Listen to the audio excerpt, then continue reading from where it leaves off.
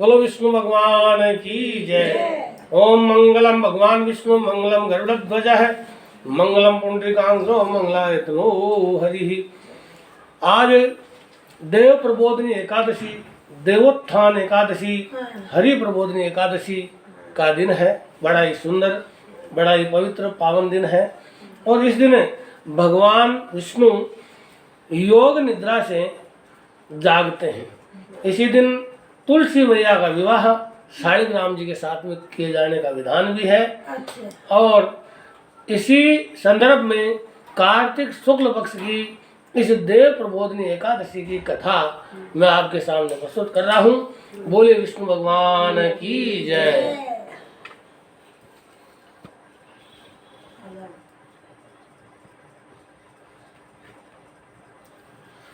देव प्रबोधिनी एकादशी, तो इसमें भगवान श्री कृष्ण ने कहा कि हे युधिष्ठिर, अब मैं तुम्हें कार्तिक शुक्ल पक्ष की प्रबोधिनी एकादशी का महात्म्य सुनाता हूँ।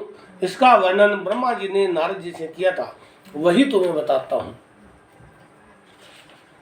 तो ब्रह्मा जी बोलते हैं कि हे पुत्र, अब पापों को हरने वाली, पुण्य और मोक्ष को देने वाली देव प्रबोधिनी एकादशी का महात्म्य सुनिए। इस एकादशी के दिन भगवान विष्णु 4 महीने शयन के पश्चात जागते हैं, इसलिए इन्हें देवोत्थान एकादशी भी कहते हैं। धार्मिक श्रद्धालु इस दिन तुलसी व शालिग्राम का विवाह आयोजित करते हैं। पृथ्वी पर गंगा तथा तीर्थ, समुद्रों, सरोवर का प्रभाव तभी तक रहता है जब तक कि देव प्रबोधिनी एकादशी तिथि आती है। इस एकादशी के व्रत का फल 1000 अश्वमेघ और 100 राजसूय यज्ञों के बराबर होता है। नारद जी ने पूछा कि हे पिता, एक समय भोजन करने, रात्रि को भोजन करने तथा सारे दिन उपवास करने से क्या क्या फल मिलता है, सो आप विस्तार पूर्वक बताइएगा। ब्रह्मा जी बोले कि हे पुत्र, एक बार भोजन करने से 1 जन्म का और रात्रि को भोजन करने से 2 जन्म का तथा पूरा दिन उपवास करने से 7 जन्मों के पाप नष्ट हो जाते हैं। जो वस्तु तीनों लोकों में न मिल सके वह हरि प्रबोधिनी एकादशी से प्राप्त हो सकती है। इस एकादशी के व्रत प्रभाव से मेरु और मंदरांचल के समान भारी पाप भी नष्ट हो जाते हैं तथा अनेक जन्मों में जो पाप किए हैं वो क्षण भर में भस्म हो जाते हैं। इस प्रबोधिनी एकादशी का विधि पूर्वक व्रत करने पर मनुष्य को ऐश्वर्य, संपत्ति, आयु, आरोग्य, राज्य का वैभव प्राप्त होता है। उनके पितृ नरक के दुखों से छुटकारा पाकर के देवलोक में चले जाते हैं। विधि पूर्वक थोड़ा सा पुण्य कर्म अनंत फल देता है, परंतु विधि से रहित व्रत चाहे अधिक बार ही क्यों ना किया जाए, उसका फल नहीं मिलता है।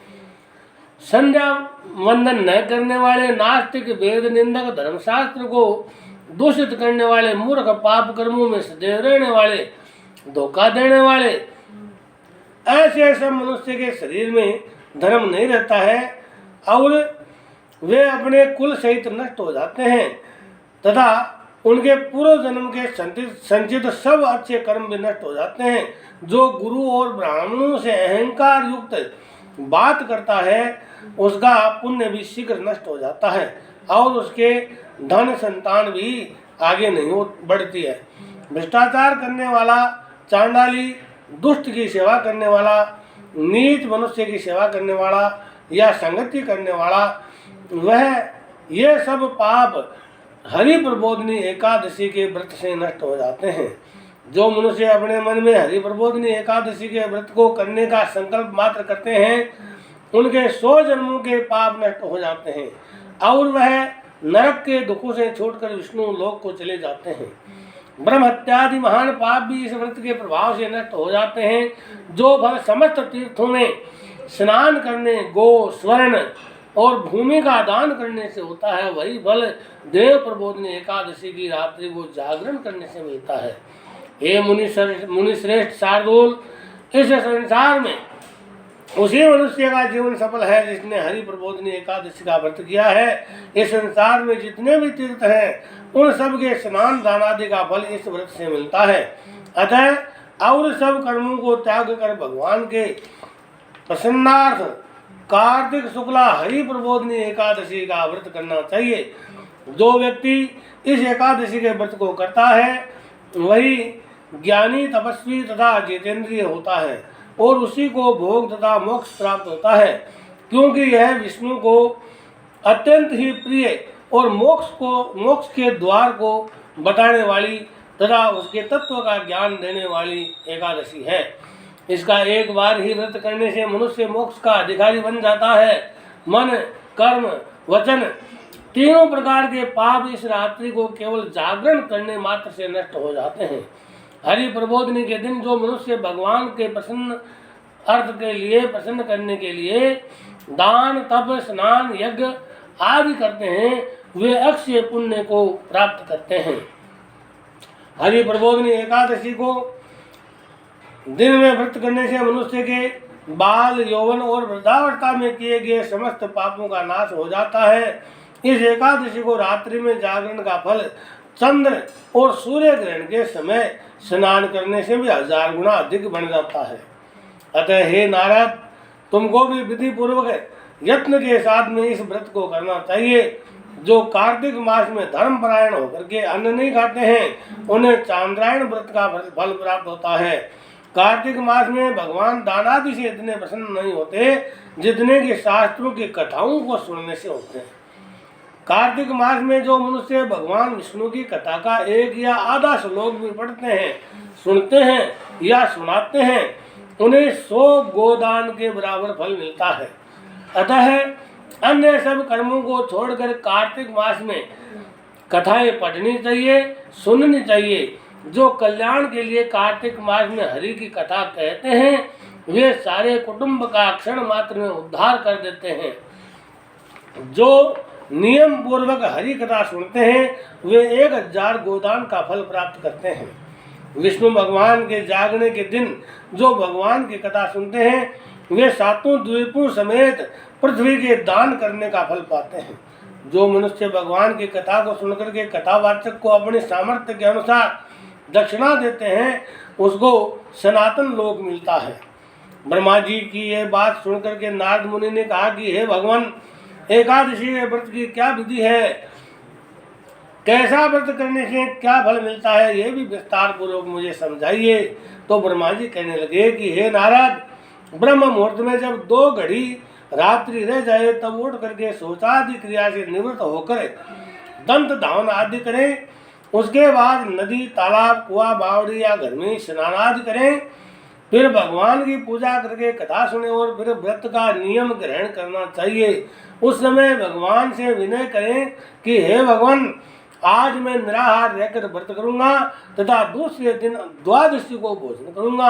आप मेरी रक्षा कीजिए और मेरे व्रत को पूर्ण कीजिए। तत्पश्चात भक्ति भाव से ये व्रत करें और रात्रि में जागरण करके भगवान का नामों का उच्चारण करके भगवान के आगे नृत्य, गीत आदि करना चाहिए। देव प्रबोधनी एकादशी के दिन लोभ को त्याग करके पुष्प, फल, अगरबत्ती, धूप आदि से भगवान का पूजन करना चाहिए। शंख के जल से भगवान को अर्घ्य देवें। इसका फल समस्त तीर्थों से करोड़ गुना ज्यादा बताया गया है। हे मुनिश्रेष्ठ, जो मनुष्य दिव्य अगस्त्य के पुष्प से भगवान का पूजन करते हैं, उनके आगे इंद्र भी हाथ जोड़ते हैं। तपस्या करके जो मनुष्य संतुष्ट होने पर हरि भगवान उनको वही फल देते हैं जो अगस्त्य के पुष्प से अलंकृत करने से देते हैं। जो कार्तिक मास में बेलपत्र से भगवान की पूजा करते हैं, वे मुक्ति को प्राप्त होते हैं। हे वत्स, कार्तिक मास में जो तुलसी और मंजरी से भगवान का पूजन करते हैं, उनके पिछले अनेक जन्मों के पाप नष्ट हो जाते हैं।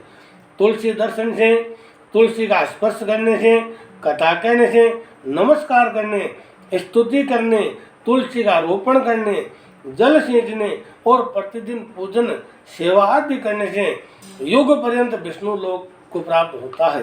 हे मुनि, रोपी हुई तुलसी जितनी जड़ों का विस्तार करती है, उतने ही तुलसी रोपण करने वाले व्यक्ति के पुण्य का विस्तार भी हो जाता है।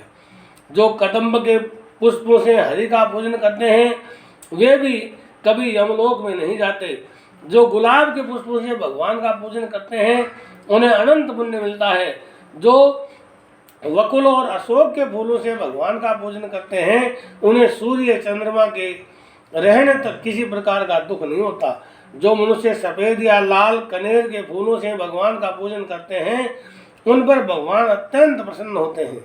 जो दूब के अंकुरों से भगवान की पूजा करते हैं, उनको 100 गुना पुण्य प्राप्त होता है।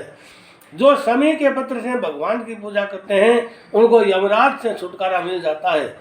जो वर्षा ऋतु में भगवान का चंपा के फूलों से पूजन करते हैं, उनको पुनर्जन्म से मुक्ति मिल जाती है। जो मनुष्य केतकी का पुष्प भगवान पर चढ़ाते हैं, उनके करोड़ों जन्मों के पाप नष्ट हो जाते हैं। जो पीले रक्त वर्ण के कमल के पुष्पों से भगवान का पूजन करते हैं, उनको श्वेत द्वीप में स्थान मिलता है। इस प्रकार रात्रि को भगवान का पूजन कर प्रातः काल होने पर उठ करके नदी पर जाएं, वहां स्नान जप तथा प्रातः काल के कर्म करके घर पर आकर विधि पूर्वक भगवान केशव का, भगवान नारायण का पूजन करें। व्रत की समाप्ति पर विद्वान ब्राह्मणों को भोजन कराएं और दक्षिणा दे करके क्षमा याचना करें। इसके पश्चात भोजन, गो और दक्षिणा दे करके गुरु का पूजन करें। ब्राह्मणों को दक्षिणा देने और जो चीज व्रत के आरंभ में छोड़ने का निश्चय किया था, वह ब्राह्मणों को दें। रात्रि में भोजन करने वाला मनुष्य ब्राह्मणों को भोजन कराए और स्वर्ण सहित बैल का दान करें। आंवले से स्नान करने वाले मनुष्य को दही और शहद का दान करना चाहिए। जो मनुष्य फलों को त्यागे वह उसको फल त्याग करने चाहिए, फल दान करना चाहिए। तेल छोड़ने पर घी और घी छोड़ने पर दूध का और अन्न छोड़ने पर चावल का दान करना चाहिए। जो भूमि में शयन करने का व्रत लेते हैं, उनको शय्या दान करना चाहिए और तुलसी सब सामग्री सहित देनी चाहिए। पत्ते पर भोजन करने वाले को सोने का पत्ता घी सहित देना चाहिए। मौन व्रत धारण करने वाले को ब्राह्मण और ब्राह्मणी को घी और मिठाई का भोजन करना चाहिए। बाल रखने वाले को दर्पण, जूता छोड़ने वाले को एक जोड़ी जूता, नमक छोड़ने वाले को शक्कर दान करनी चाहिए। मंदिर में दीपक जलाने वाले को तथा नियम लेने वाले को व्रत की समाप्ति पर तांबे का या सोने का पत्र भर घी और बत्ती रख करके विष्णु भक्त, भगवान जो भगवान का भक्त हो, ऐसे ब्राह्मण को दान देना चाहिए।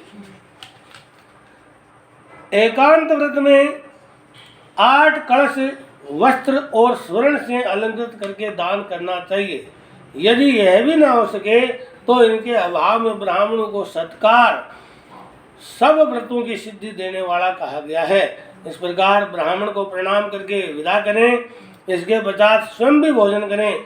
जिन वस्तुओं को चातुर्मास में छोड़ा हो, उन वस्तुओं की समाप्ति करें, अर्थात ग्रहण करने लग जाएं। हे राजन, जो बुद्धिमान इस प्रकार विधि पूर्वक व्रत करते हैं, उन्हें अनंत फल मिलता है और वह अंत में स्वर्ग को जाते हैं। जो मनुष्य चातुर्मास व्रत निर्विघ्न समाप्त करते हैं, वे कृतकृत्य हो जाते हैं और फिर संसार में जन्म नहीं लेते। यदि व्रत भ्रष्ट हो जाए तो व्रत करने वाला अंधा या कोढ़ी भी हो जाता है। भगवान कृष्ण ने कहा कि राजन, जो तुमने पूछा था वह मैंने बतलाया। इस कथा को पढ़ने तथा सुनने से गोदान का फल प्राप्त होता है। इस प्रकार से कहने वाले, सुनने वाले और हुंकारा भरने वाले सभी को भगवान अपना आशीर्वाद प्रदान करे। इस दिन काचरे का सागार लिया जा सकता है। काचरा, मेवा, दूध, दही, सिंगाड़ा, आलू तथा फल आदि सागर के अंदर ले सकते हैं। बोले विष्णु भगवान की जय। ओम मंगलम भगवान विष्णु मंगलम गरुड़ध्वज है, मंगलम पुंडरीकाक्ष मंगलाय तनो हरि।